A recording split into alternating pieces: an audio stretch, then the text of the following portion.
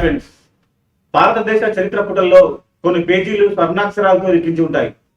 మరికొన్ని పేజీలు మాత్రం ఎప్పటికీ వీడని మిస్టరీగానే మిగిలిపోతాయి. అలాంటి ఒక అద్భుతమైన నిర్మాణమే ఒడిశాలోని కోనార్క్ సూర్య దేవాలయం. దీనిని బ్లాక్ పగోడా అని కూడా పిలుస్తారు. సముద్రం ఒడ్డున ఒక భారీ రథం, ఆ రథాన్ని లాగుతున్న 7 గుర్రాలు, కాలచక్రాన్ని చూపించే 24 చక్రాలు. ఇవన్నీ ఒకెత్తి అయితే ఈ ఆలయం గర్భగుడిలో సూర్య భగవానుడి విగ్రహం నిజంగానే గాలిలో తేలియాడుతూ ఉండేదా? అయస్కాంత శక్తితో ఆ భారీ విగ్రహాన్ని ఎలా నిలబెట్టారు? బ్రిటిష్ వాళ్ళు ఈ ఆలయాన్ని ఇసుకతో ఎందుకు నింపేశారు? కేవలం భక్తి మాత్రమే కాదు, ఈ రోజుకి మోడర్న్ ఇంజనీరింగ్ కూడా ఆశ్చర్యపడేలా నిర్మించిన ఈ ఆలయం వెనుక ఉన్న సైన్స్ ఏంటి? 13వ శతాబ్దంలోనే మన భారతీయులు ఇంత అడ్వాన్స్ టెక్నాలజీని ఎలా వాడారు? ఈ రోజు మనం వీడియోలో కోనార్క్ ఆలయం గురించి మీకు తెలియని ఎన్నో ఆసక్తికరమైన నిజాలను తెలుసుకుందాం.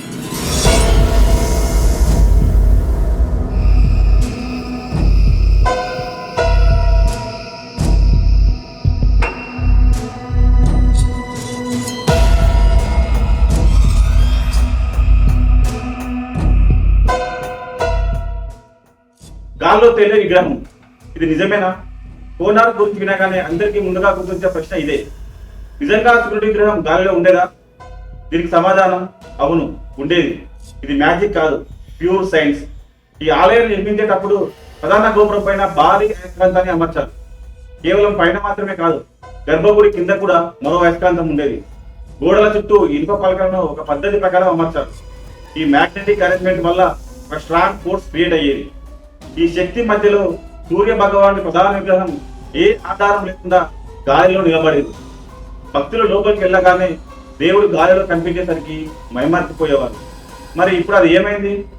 ఇక్కడే అసలు ట్విస్ట్ ఉంది.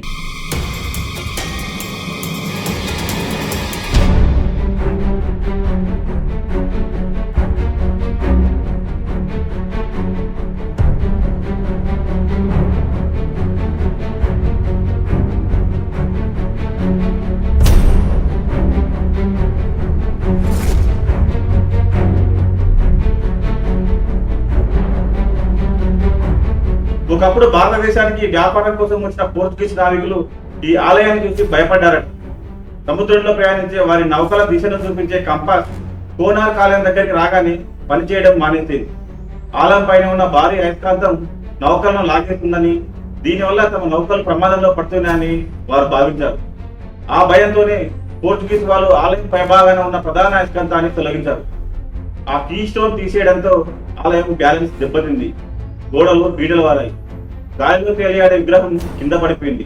అలా ఒక అద్భుతమైన ఇంజనీరింగ్ ఒక అజ్ఞానానికి బలైపోయింది.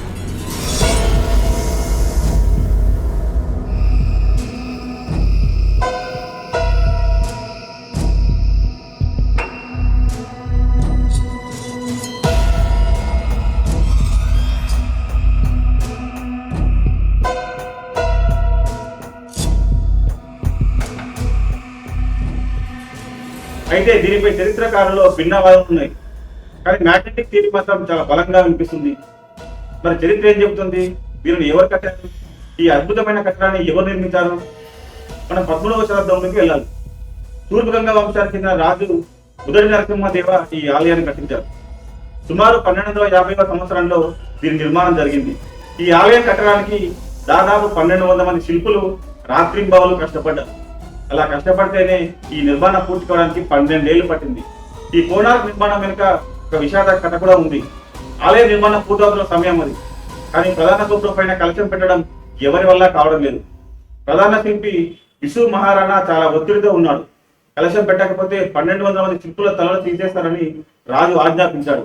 ఆ సమయంలో బిసు మహారాణా కొడుకు 12 ఏళ్ల బాలుడు ధర్మపద అక్కడికి వచ్చాడు. తండ్రికి సహాయం చేయడానికి ఆ చిన్నారి శిల్పి అద్భుతమైన ఉపాయంతో కలశాన్ని అమర్చాడు. కానీ 1200 మంది శిల్పులకు రాని పని ఒక చిన్న పిల్లలు చేశారని తెలిస్తే రాజుగారు తమ పరువు తీశారని మిగతా శిల్పులు భయపడ్డారు. వారి కోసం ఆ 12 మంది ప్రాణాలను కాపాడడం కోసం చిన్నారి ధర్మపద ఆ ఆలయం పైనుంచి చంద్రభాగా నదిలోకి దూకి ఆత్మహత్య చేసుకున్నాడట.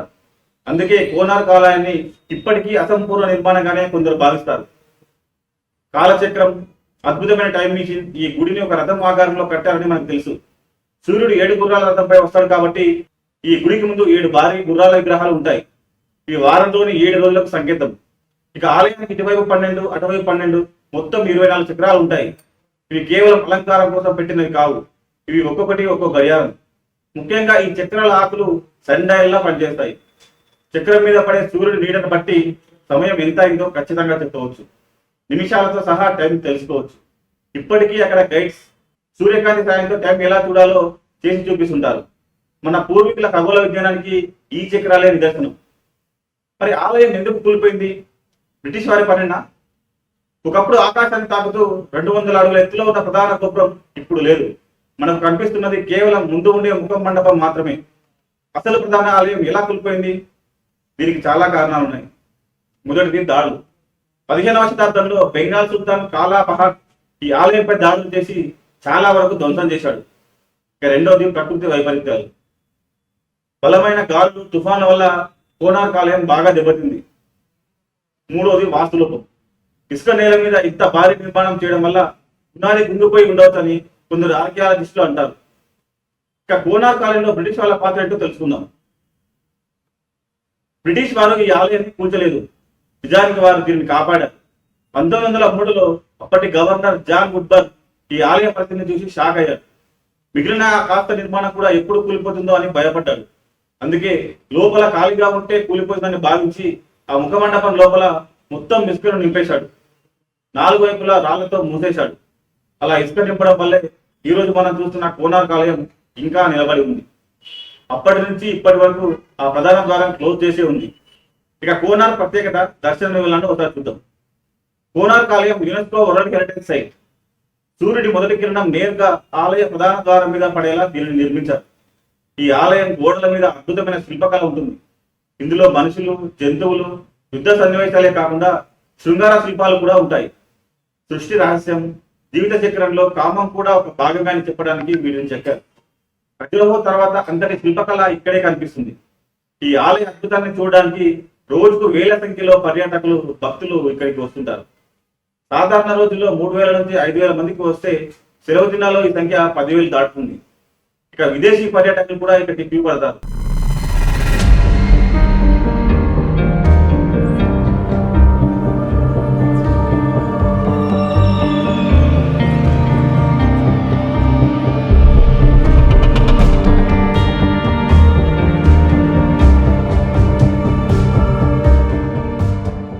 మరి కోనార్క్ వెళ్ళడానికి బెస్ట్ టైం ఎప్పుడు తెలుసా? Konark dance festival. ప్రతి ఏటా డిసెంబర్ 1 నుంచి 5వ తేదీ వరకు ఇక్కడ భారీ ఎత్తున డాన్స్ ఫెస్టివల్ జరుగుతుంది. ఆలయం వెనుక ఉన్న ఓపెన్ ఎయిర్ ఆడిటోరియంలో దేశం నలుమూలల నుంచి వచ్చిన కళాకారులు ఒడిస్సీ, కూచిపూడి వంటి నృత్యాలు చేస్తారు. ఇది చూడడానికి మన 2 కళ్ళు చాలవు. చంద్రభాగా మేళ అంటే మాఘ సప్తమి. దీన్ని మాఘ మాసంలో నిర్వహిస్తారు. లక్షలాది మంది భక్తులు సూర్యోదయానికి ముందే చంద్రభాగా నదిలో పుణ్యస్నానాలు ఆచరించి ఉదయిస్తున్న సూర్యుడిని దర్శించుకుంటారు. ఆ రోజున కోనార్క్ మొత్తం జనసంద్రంగా మారిపోతుంది. మరి కోనార్క్ ఆలయానికి తెలుగు రాష్ట్రాల నుంచి ఎలా వెళ్ళాలి? మన హైదరాబాద్, విశాఖపట్నం నుంచి కోనార్క్ వెళ్ళడం చాలా తేలిక. హైదరాబాద్ నుంచి భువనేశ్వర్ ఎయిర్పోర్ట్ కు డైరెక్ట్ ఫ్లైట్స్ ఉన్నాయి. అక్కడి నుంచి కోనార్క్ 65 కిలోమీటర్ల దూరంలో మాత్రమే ఉంది. క్యాబ్ లేదంటే బస్సులో వెళ్ళిపోవచ్చు. ఇక సికింద్రాబాద్ నుంచి భువనేశ్వర్ లేదా పూరి వెళ్ళే రైలు ఎక్కొచ్చు. Konark express, Falaknuma, east coast వంటి రైళ్లు ఇక్కడికే వెళ్తాయి. పూరి నుంచి కోనార్క్ కేవలం 30 కిలోమీటర్లు మాత్రమే ఉంది. అక్కడి నుంచి బస్సులు, ఆటోలు ఎప్పుడూ అందుబాటులో ఉంటాయి. ఇక వైజాగ్ నుంచి భువనేశ్వర్ చాలా దగ్గర. వందే భారత్, జనశతాబ్ది వంటి రైళ్లు అందుబాటులో ఉన్నాయి. లేదంటే అక్కడి నుంచి కార్లో కూడా రోడ్ పై వెళ్ళిపోవచ్చు. వైజాగ్ నుంచి సుమారు 400-450 కిలోమీటర్ల జర్నీ. మీరు పూరి జగన్నాథ్ని దర్శనం చేసుకున్న తర్వాత అక్కడి నుంచి మెరైన్ డ్రైవ్ రోడ్ మీదుగా కోనార్క్ వెళ్తే ఆ ప్రయాణం చాలా అద్భుతంగా ఉంటుంది. ఒకవైపు సముద్రం, మరోవైపు చెట్లు. ఆ జర్నీ సూపర్ గా ఉంటుంది. కోనార్క్ ఆలయం కేవలం రాళ్లకుప్ప కాదు, ఇది మన పూర్వీకుల విజ్ఞానానికి ప్రతీక. కాలగర్భంలో కలిసిపోయిన ప్రధాన ఆలయాన్ని మనం తిరిగి తేలేకపోవచ్చు, కానీ మిగిలి ఉన్న ఈ ముఖమండపాన్ని, ఆ అద్భుతమైన శిల సంపదను కాపాడుకోవడం మనందరి బాధ్యత. ఇంతటి గొప్ప చరిత్ర ఉన్న కోనార్క్ ఆలయాన్ని మీ లైఫ్ లో ఒక్కసారైనా తప్పకుండా దర్శించుకోండి. ఆ రాజరథం ముందు నిలబడితే కలిగే అనుభూతే వేరు. మీరు ఎంతమంది ఇప్పటికే కోనార్క్ చూశారు? అక్కడ మీకు బాగా నచ్చిన విషయం ఏంటి? కామెంట్స్ లో తెలియజేయండి. అలాగే మన దేశంలోని ఇలాంటి మరిన్ని అద్భుతమైన ఆలయాల చరిత్ర గురించి తెలుసుకోవాలంటే ఆ న్యూస్ 18 ఛానల్ని ఇప్పుడే సబ్స్క్రైబ్ చేసుకోండి. ఈ వీడియో నచ్చినట్లయితే లైక్ చేయండి, షేర్ చేయండి.